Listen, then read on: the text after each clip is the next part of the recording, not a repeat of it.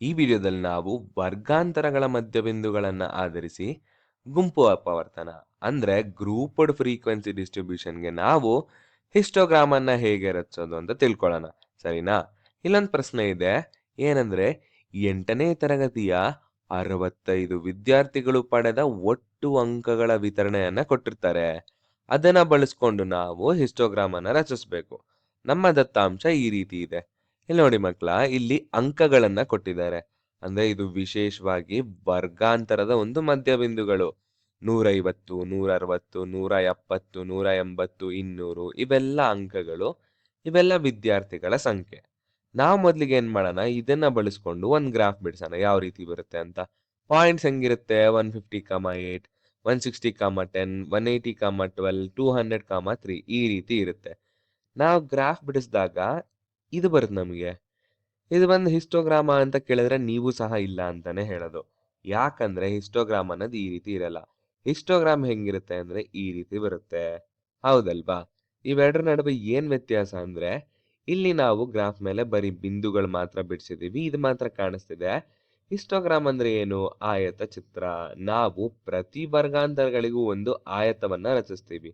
ಹೌದಲ್ವಾ? ಇದನ್ನೇ ಅಲ್ವಾ ನಾವೀಗ ಬಿಡಿಸ್ಬೇಕಾಗಿರೋದು. ಹಾಗಾದ್ರೆ ನೀವ್ ಯೋಚನೆ ಮಾಡಿ, ಹಿಸ್ಟೋಗ್ರಾಮ್ ರಚಕ್ಕೆ ನಮ್ಮ ಹತ್ರ ಇಲ್ಲಿ ವರ್ಗಗಳಿದೆ, ವರ್ಗಗಳಿಂದ ರಚಕ್ಕಾಗಲ್ಲ ಅಂತ ಗೊತ್ತಾಯ್ತು. ಹಾಗಾದ್ರೆ ಏನ್ ಕಂಡುಹಿಡಿಬೇಕು? ಕರೆಕ್ಟ್, ನಾವು ವರ್ಗಾಂತರಗಳನ್ನ ಕಂಡುಹಿಡಿಬೇಕು. ನಮ್ಮ ಉದ್ದೇಶ ಏನು ಅಂತ ಹೇಳಿದ್ರೆ, ಇಲ್ಲಿ ವರ್ಗಗಳ ಮಧ್ಯ ಬಿಂದುಗಳಿದೆಯಲ್ಲ, ಇದನ್ನ ಉಪಯೋಗಿಸ್ಕೊಂಡು ನಾವು ವರ್ಗಾಂತರಗಳನ್ನ ಕಂಡುಹಿಡಿಬೇಕು. ಇಲ್ಲಿ ನೆನ್ಪಿಟ್ಕೋಬೇಕಾಗಿರೋದೇನಂದ್ರೆ, ಇವೆಲ್ಲಾನು ಒಂದು ವರ್ಗದ ವರ್ಗಬಿಂದುಗಳು. ಹೌದಲ್ವಾ? ಇದೊಂದು ವರ್ಗ ಅಂತ ಆದ್ರೆ, ಇದೊಂದು ಕ್ಲಾಸ್ ಅಂತ ಆದ್ರೆ, ಇದಕ್ಕೆ ಮೇಲ್ಮಿತಿ ಅನ್ನೋದಿರ್ಬೇಕು ಮತ್ತೆ ಕೆಳಮಿತಿ ಅನ್ನೋದಿರ್ಬೇಕು. ಇವೆರಡರ ನಡುವೆ ಇರುತ್ತಲ್ಲ ಮಧ್ಯಬಿಂದು, ಇದು ಬಂದು 150. ಈ ವರ್ಗದ ಮಧ್ಯಬಿಂದು 150. ಅದೇ ತರ ಇನ್ನೊಂದು ವರ್ಗ ಪರಿಗಣಿಸಿದ್ರೆ, ಇದರ ಮಧ್ಯಬಿಂದು ಏನು? 160. ಇದು ಒಂದು ಕೆಳಮಿತಿ ಅಂತ ಆಗುತ್ತೆ, ಇದು ಒಂದು ಮೇಲ್ಮಿತಿಯೇ.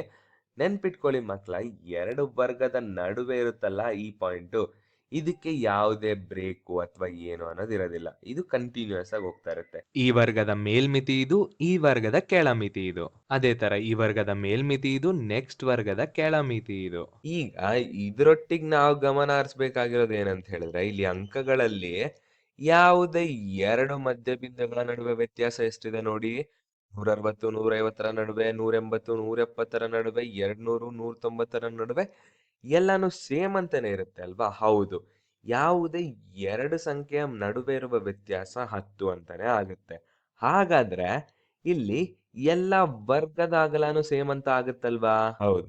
ಹಾಗಾಗಿ ನಾನು ಇದನ್ನ ಹೆಚ್ಚಂತ ಪರಿಗಣಿಸ್ತೀನಿ. ನೋಡಿ, 150ರಿಂದ 160ಕ್ಕೆ. ಹೌದು, ಈ ವರ್ಗದ ಅಗಲನು ಹೆಚ್ಚ್, ಈ ವರ್ಗದ ಅಗಲನು ಹೆಚ್ಚ್. ಇವೆಲ್ಲ ಮಧ್ಯ ಬಿಂದುಗಳಾಗಿರೋದ್ರಿಂದ ಇಲ್ಲಿ ಬರ್ದಿದ್ದೀನಿ. ಮತ್ತೆ ಇಲ್ಲೊಂದ್ಸರಿ ನೋಡಿ, ಇಲ್ಲಿಂದ ಇಲ್ಲಿಗೆ ಹೆಚ್ಚಂತ ಆದ್ರೆ, ಇಲ್ಲಿ 150ಇಂದ ಈ ಪಾಯಿಂಟ್ಗೆ ಈ ಹೆಚ್ಚಲ್ಲಿ ಅರ್ಧ ತಾನೆ. ಅದೇ ತರ ಈ ಪಾಯಿಂಟ್ ಇಂದ 160ಕ್ಕೂ ಹೆಚ್ಚಿನ ಅರ್ಧ ತಾನೆ. ಹಾಗಾಗಿ ನಾವು h/2 ಅಂತ ಬರಿಬಹುದು. ಮತ್ತೆ ಇಲ್ಲಿರೋ h/2 ಈ h/2 ನ ಕೂಡಿದ್ರೆ ನನಗೆ h ಅಂತಾನೆ ಬರುತ್ತೆ. ಹೌದು ತಾನೆ? h ಅಂದ್ರೆ ಏನು? ವರ್ಗದ ಅಗಲ ಅಂತ ಆಗ್ಲೇ ಹೇಳಿದ್ದೆ. ಹಾಗಾದ್ರೆ ಇಲ್ಲಿ ನಾನು h ಅನ್ನೋದನ್ನ ಕಂಡಿಡಿದ್ರೆ ಇಲ್ಲಿ h/2 ಸಿಗುತ್ತಾ? h/2 ಸಿಕ್ಕಿದಾಗ ನಮಗೆ ಮೇಲ್ಮಿತಿ ಕೆಳಮಿತಿ ಅನ್ನೋದು ಈಸಿಯಾಗಿ ಸಿಗುತ್ತಲ್ವಾ? ಹಾಗಾಗಿ ಬೇಗ ಕಂಡುಹಿಡಿಯೋಣ. h ಅಂದ್ರೆ ಏನಪ್ಪ? h ಅಂದ್ರೆ ಎರಡು ಸತತ ವರ್ಗ ಮಧ್ಯ ಬಿಂದುಗಳ ನಡುವಿನ ವ್ಯತ್ಯಾಸ. ಈ ಕೇಸಲ್ಲಿ h ಏನಾಗುತ್ತೆ? ಎರಡು ಸತತ ಮಧ್ಯ ಬಿಂದುಗಳಂದ್ರೆ 160 ಮೈನಸ್ 150, ಅದು ಬಂದು 10 ಅಂತ ಆಗುತ್ತೆ. ಈಗ h ನ ಮೌಲ್ಯ ಎಷ್ಟು? 10 ಅಂತ ಆಯ್ತು. ಮೇಲ್ಮಿತಿ ಏನಾಗುತ್ತೆ? 150 ಪ್ಲಸ್ h/2 ಅಂತ ಆಗುತ್ತೆ. ಕೆಳಮಿತಿ ಎಷ್ಟಾಗುತ್ತೆ? 150 ಮೈನಸ್ h/2. ನಾವು ಈ ಮೊದಲನೇ ವರ್ಗನ ಕ್ಲೀನ್ ಆಗಿ ಮಾಡೋಣ. ನೆಕ್ಸ್ಟ್ ಎಲ್ಲ ಅದೇ ತರ ಮಾಡ್ಕೊಂಡು ಹೋಗ್ಬೋದು. ಇಲ್ಲಿ h ಅಂದ್ರೆ ಎಷ್ಟು? 10.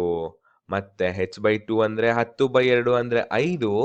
150 ಪ್ಲಸ್ 5 ಅಂದ್ರೆ 155. 150 ಮೈನಸ್ 5 ಅಂದ್ರೆ 145. ಈಗ ನಮಗೆ ಮೊದಲನೆಯ ವರ್ಗದ ವರ್ಗಾಂತರ ಅಂದ್ರೆ ಇದು ಬಂದು 145 ಕೆಳಮಿತಿ, 155 ಮೇಲ್ಮಿತಿ ಅನ್ನೋದು ಸಿಕ್ಬಿಡ್ತು. ಇದನ್ನೇ ನಾವು ಪ್ರತಿಯೊಂದು ವರ್ಗಗಳಿಗೆ ಮಾಡಿದ್ರೆ ನಮಗೆ ಎಲ್ಲಾ ವರ್ಗದ ವರ್ಗಾಂತರ ಸಿಕ್ಬಿಡುತ್ತೆ. ಮಾಡನ್ವಾ? ಇದಕ್ಕಿಂತ ಮುಂಚೆ ನಾವು ಹಿಂದೆ ಮಾಡಿದ ಒಂಚೂರು ಮೆಲ್ಗ್ ಹಾಕೊಂಡ್ ಬರೋಣ. ಏನು ಹೆಚ್ಚಂದ್ರೆ 2 ಸತತ ವರ್ಗಗಳ ನಡುವಿನ ವ್ಯತ್ಯಾಸ. ಇದೆಲ್ಲ ಹೆಚ್ಚೆಷ್ಟು ಅಂದ್ರೆ 10 ಅಂತ ಆಯ್ತು. ನಾವು ನೆಕ್ಸ್ಟ್ ಏನ್ ಕಂಡುಹಿಡಿತಿದ್ವಿ?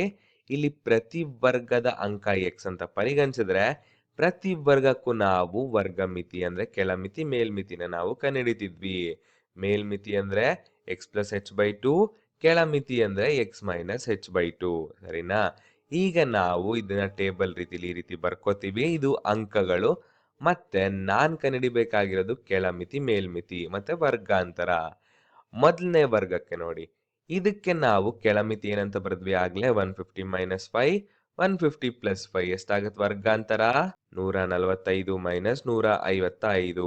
ಅದೇ ತರ 160ಗೆ ಏನಾಗುತ್ತೆ ನೋಡಿ, 160 ಮೈನಸ್ 5, 160 ಪ್ಲಸ್ 5. ವರ್ಗಾಂತರ ಎಷ್ಟಾಗುತ್ತೆ ಅಂದ್ರೆ 155 ಮೈನಸ್ 165.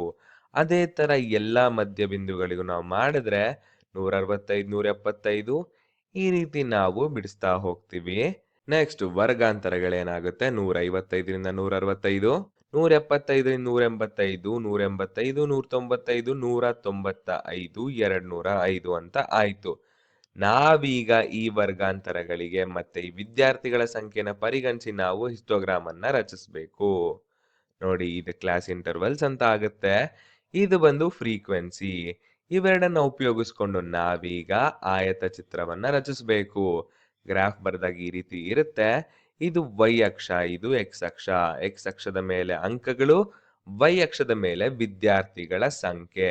ಇಲ್ಲಿ ನೋಡಿ ಮಕ್ಕಳ, y ಸ್ಟಾರ್ಟ್ ಆಗೋದು 0 ಇಂದ, x ಸ್ಟಾರ್ಟ್ ಆಗೋದು 135 ಇಂದ. ನಾವು ಹಾಗಾಗಿ ಈ ರೀತಿ ಬರ್ಕೋತೀವಿ. ಯಾಕಂತ ಹೇಳಿದ್ರೆ ಒಂದ್ ಸ್ವಲ್ಪ ಗ್ಯಾಪ್ ಇಂದ ಸ್ಟಾರ್ಟ್ ಮಾಡ್ತೀವಿ ಅಂತ. ಮೊದಲನೆಯ ವರ್ಗಾಂತರ ನೋಡಿ, 145ರಿಂದ 155. 145 ಎಲ್ಲಿದೆ? ಇಲ್ಲಿದೆ ನೋಡಿ. 155 ಎಲ್ಲಿದೆ? ಇಲ್ಲಿದೆ. ಇಲ್ಲಿ 8 ಅಂತ ಆದ್ರೆ ಈ ರೀತಿ ಒಂದು ರೇಖೆ ಬರುತ್ತೆ. ಇದರ ನಡುವೆ ಇದೆಯಲ್ಲ, ಇದೇ ನಮ್ಮ ಮೊದಲನೆಯ ವರ್ಗಾಂತರದ ಆಯತ. ಅದೇ ತರ 155ರಿಂದ 165 10ಕ್ಕೆ ಬಂದ್ರೆ ಇಲ್ಲಿ ಬರುತ್ತೆ. ಇದು ಬಂದು ನಮ್ಮ ಎರಡನೆಯ ಆಯತ. ನೆಕ್ಸ್ಟ್ ನೋಡಿದಾಗ ಆಯತ ಹೆಂಗ್ ಬರುತ್ತೆ? ಈ ರೀತಿ ಬರುತ್ತೆ, ಮೂರನೇ ಆಯತ. ಅದೇ ತರ ನಾಲ್ಕನೇದು, ಅದೇ ತರ ಐದನೇದು ನೋಡಿ, 185ರಿಂದ 195ಕ್ಕೆ 7, 195ರಿಂದ 205ಕ್ಕೆ 3. ಇದು ಬಂದು ಈ ಪ್ರಶ್ನೆಯ ಆಯತ ಚಿತ್ರ. ಈಗ ಗೊತ್ತಾಯ್ತಲ್ವಾ ನಮಗೆ ಮಧ್ಯ ಬಿಂದುಗಳು ಕೊಟ್ಟಾಗ ವರ್ಗಾಂತರ ಹೇಗೆ ಕಂಡುಹಿಡಿದು ಆಯತ ಚಿತ್ರನ ಹೇಗೆ ರಚಿಸೋದು ಅಂತ?